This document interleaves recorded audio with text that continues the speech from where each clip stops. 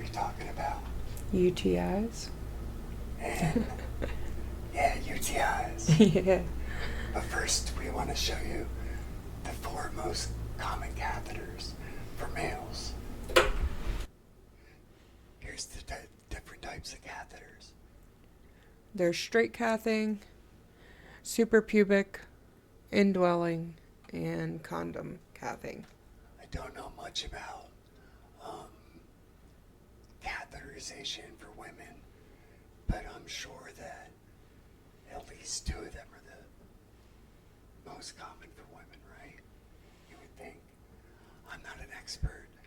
We are just learning this stuff as we go. Mm-hmm. And I still, my opinion is, a suprapubic is still an indwelling catheter because it stays in. And for Rob, you have a suprapubic catheter, and it does stay in there. It gets changed every month by home nursing. Still an indwelling. Yes, and I have tried all the different types of catheterization. This is what my urologist thought was best for me. As well as we use a silicone catheter, which we had to get approved through the insurance based off how many infections you have a year, which is supposed to help reduce infections versus the latex one. Yes. But we're going to turn around and talk about some UTI stuff.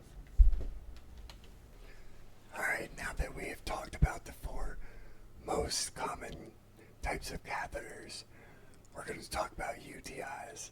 And it's the perfect time because we actually thought I had a UTI. That's right, and the doctor had ordered a clean catch urine and blood work, and it did come back with 2 bacterial greater than 100,000. But But she doesn't think we should treat yet. then that's really hard for us because I usually have to turn septic before I can be treated. Which usually happens out of the blue, just waking up in the middle of the night with a whole bunch of symptoms and going to the ER. Makes it scary. Yeah, I can usually tell my symptoms leading up to UTI with the crushing in the legs and some other symptoms. But as you are a unique case with antibiotic resistant bacteria, can't just treat every one of them. So, got to do more prevention and things of that nature.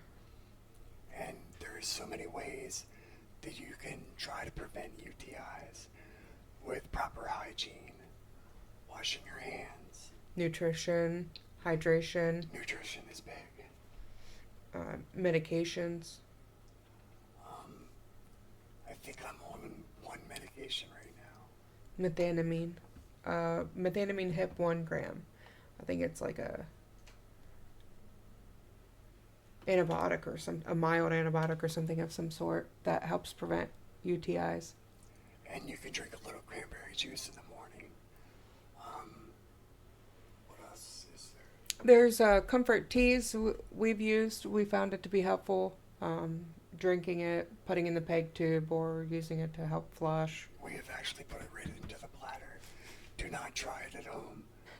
We're not doctors. Don't do anything we do. It has a lot of great properties in it, which is why we use it. There's also D-mannose. There's other probiotics. I'm sure there's other mild antibiotics that can be used on a regular basis to help. I have, really have no idea. We're still learning. You don't take any regular antibiotics other than the methanamine hip 1 gram. But We usually have to be.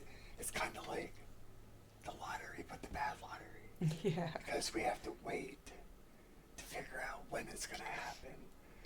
And then sometimes I'll get symptoms like agitation and the pain, the blood pressure, irregular, regulating all weird, the spasms, the leaking, the color of the urine, the amount of sediment, the smell.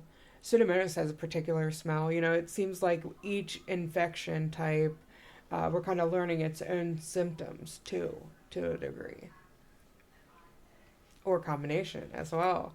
Because you don't usually run a fever, but there has been times when you have ran a fever and shown like great signs of septic at home, you know? And there's been other times where it was not like that. And yeah, that's kind of like, I really thought I was going to the hospital this week. Yeah, I really thought so too. But it's just not that bad of an infection, or it's just not the right bacteria yet, which is grateful.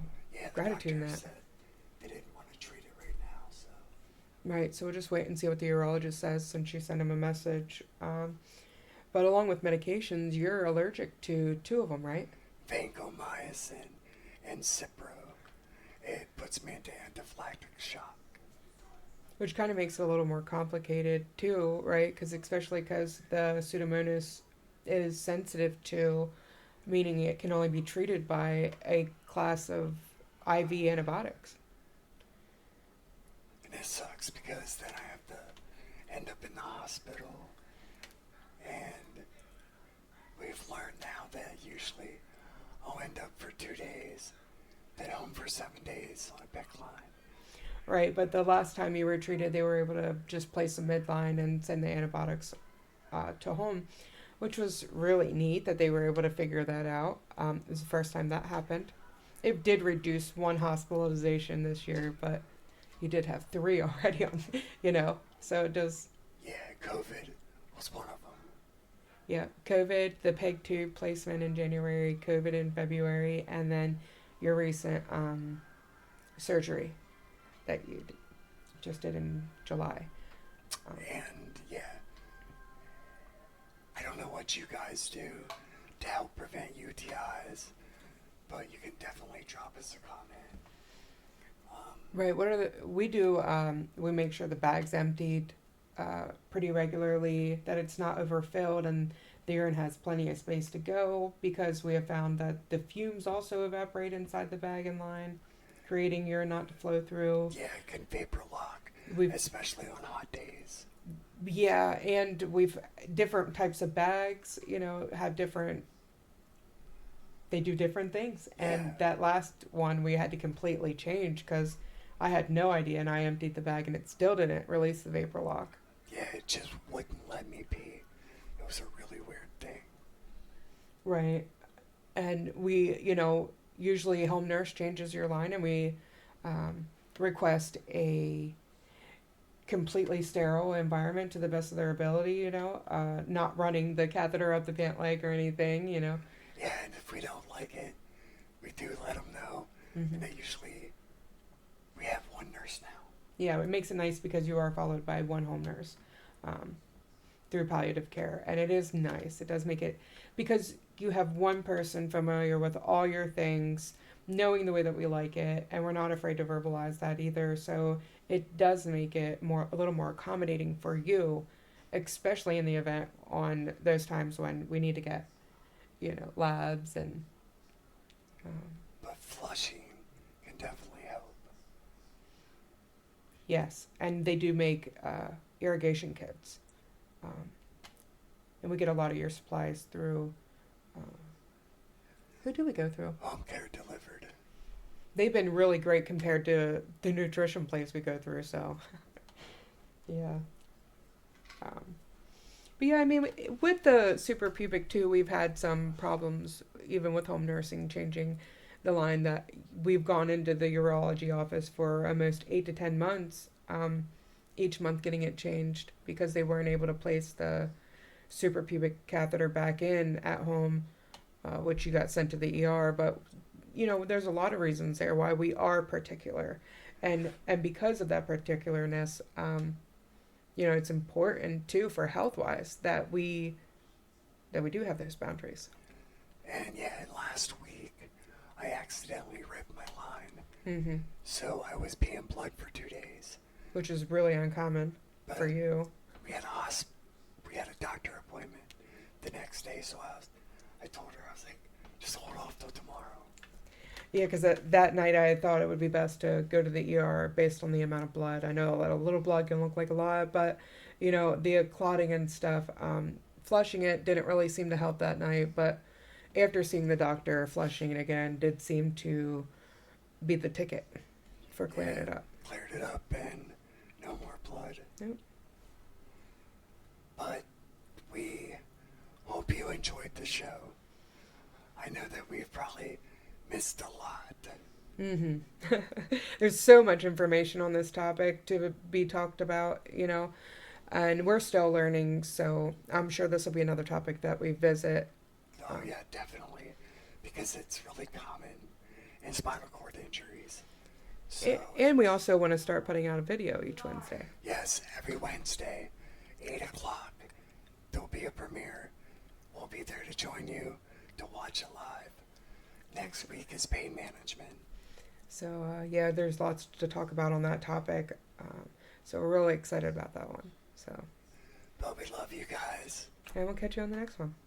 Bye-bye.